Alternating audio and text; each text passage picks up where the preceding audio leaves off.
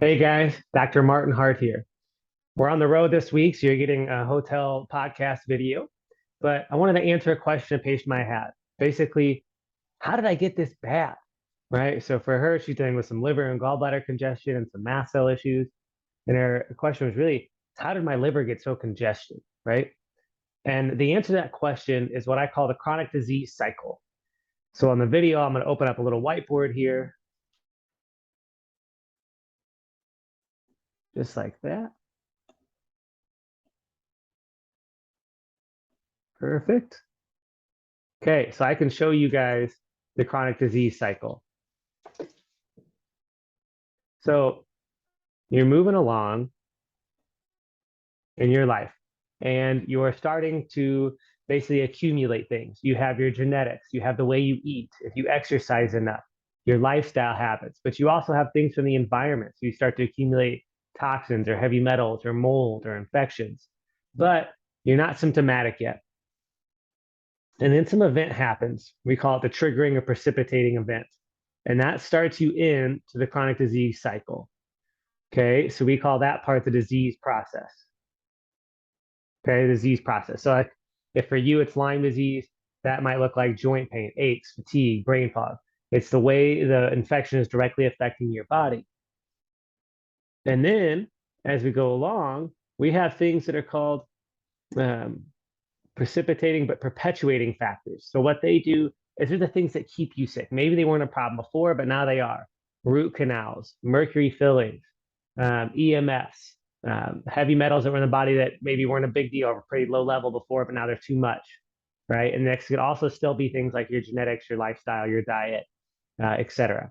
Okay, and so that is perpetuating. It's making that process worse.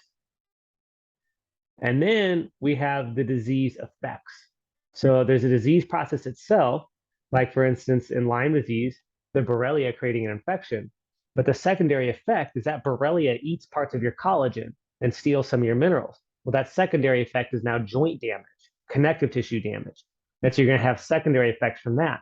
And so that process perpetuates itself and builds up on itself until you break it, right? So how did I get this bad? Well, you basically entered the chronic disease cycle, right? So you bioaccumulated from the beginning, but your body was still adapting.